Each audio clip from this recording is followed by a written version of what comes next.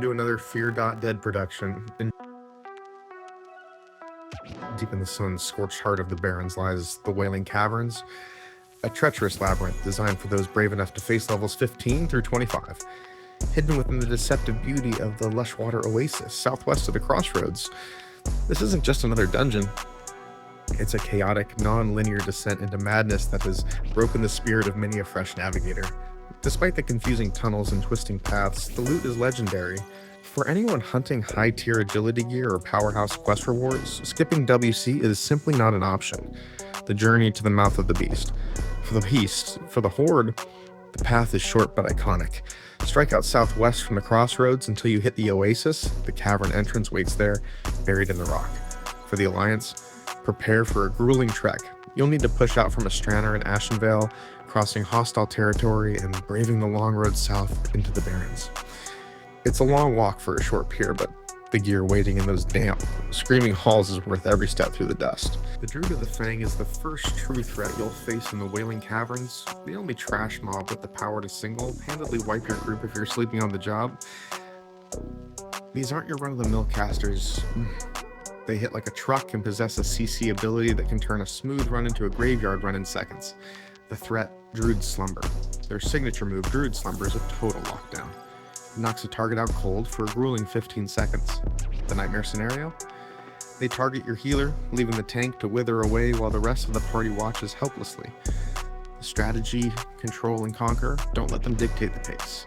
To survive the Fangs, follow these rules, isolate, and destroy. Never pull more than one Druid at a time. If they come in packs, use crowd control on the extras immediately. Interrupt or die. Keep your eyes glued to their cast bars. When you see Slumber charging up, interrupt it by any means necessary. Burn them down. Focus all your fire on the Druid to force them into serpent form. Once they shift into a snake, they lose their ability to cast, effectively silencing their most dangerous tool.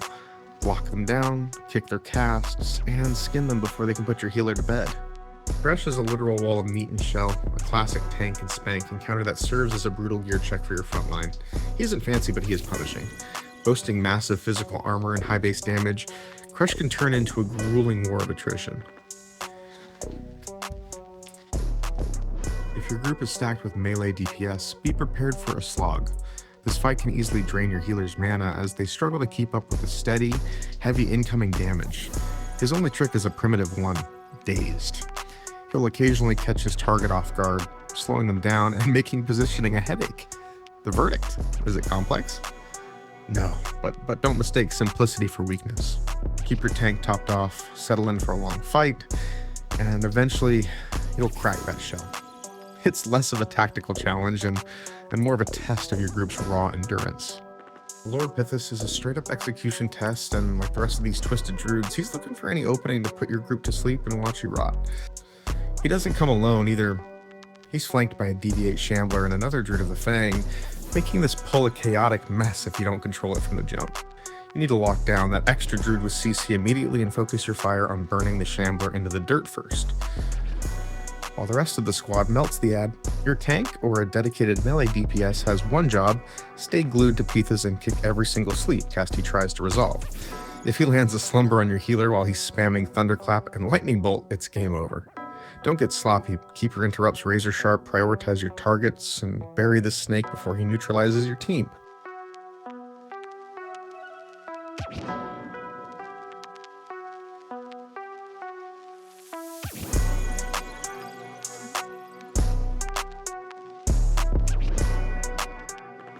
Skum is a pure test of brawn, a classic tank and spank encounter where the only thing between you and his loot is a massive pile of scales and lightning.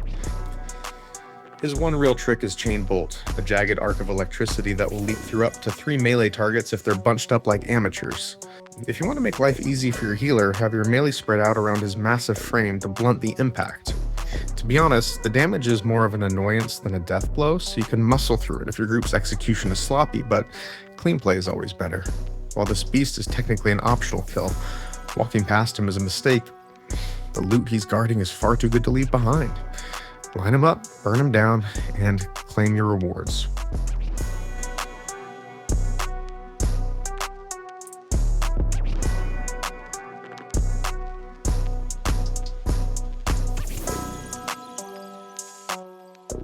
Lord Serpentis is the final gatekeeper of the Druids of the Fang, the last obstacle standing between you and clearing out this den of vipers. He's got the same lethal toolkit as his brothers, and by now you should know the drill. Sleep is the only thing that matters. If you let that cast slide, you're begging for a wipe, but if your kicks are fast and your focus is locked, this fight is a total cakewalk. The beauty of this encounter is that Serpentis is a loner. Unlike the other Druid bosses, you can pull him without a swarm of trash mobs muddying the waters. It's a straight-up execution test. Shut down his healing touch, laugh at his lightning bolts, and for the love of the Horde, interrupt that sleep. Do your job, and you'll stomp him into the dirt without breaking a sweat. Verdan the Everliving is a towering mass of ancient malice, and he's got one move designed to trap your group in a leafy grave, Grasping Vines. This nasty ability roots everyone within 10 yards for a grueling 10 seconds and slams them to the dirt with a 2-second knockdown. It's not just an inconvenience. It deals raw damage that can spiral out of control if the healer isn't locked in on the party's health bars. If you're playing range, don't be a hero. Stay at max distance and stay out of the roots. For everyone else, it's a brutal slugfest. Despite the CC, Verdan is a straight-up tank and spank, but don't even think about skipping it. You need to put this overgrown weed in the ground to unlock the waterfall shortcut behind him, saving you from a tedious trek. Burn him down, avoid the vines, and take the fast way out. Before you even think about engaging Lord Cobrahn, you have to clear the pit of the 3 deviate pythons slithering at his feet. They're non-elite fodder, so don't overthink it. Group them up and melt them with AoE before shifting your total focus to the boss. Cobrahn carries the same lethal toolkit as the other Druids of the Fang, meaning Druid's slumber is your absolute priority. If you let that cast go off and it hits your healer, the fight is over. Kick every single sleep cast or pay the price in blood. As the battle intensifies, he'll reach his breaking point and shift into Cobrahn Serpent form, a terrifying transformation that cranks his damage up by 50 and his attack speed by a staggering 43%. Between his lightning bolts and healing touch, he's a handful, but once he goes full snake, he becomes a relentless killing machine.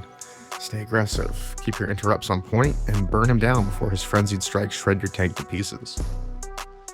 The Nerolix event is the ultimate endgame of Wailing Caverns, an optional gauntlet that only unlocks once you've slaughtered all 4 Druids of the Fang. You're tasked with escorting the Disciple of Nerolix to the Ritual Stone to wake the Dreamer, but don't get comfortable. If that Disciple dies, or if your squad wipes, the event is over.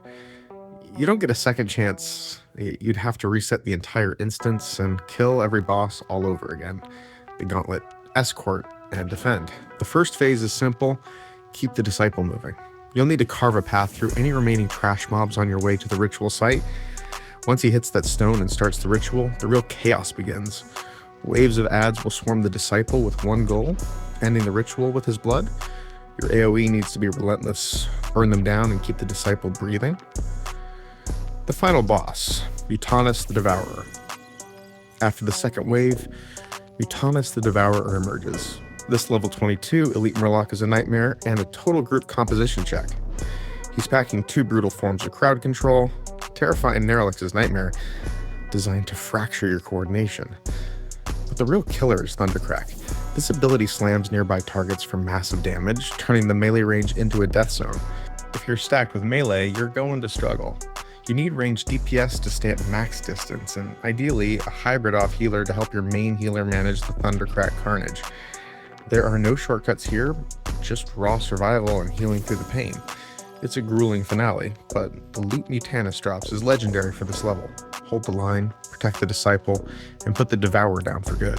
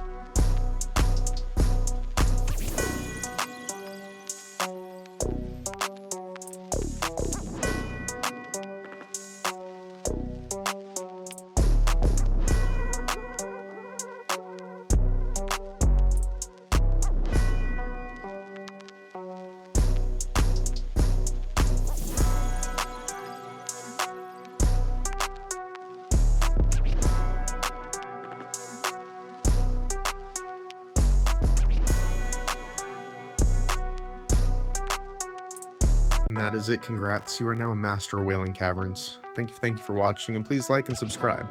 See you on the next one.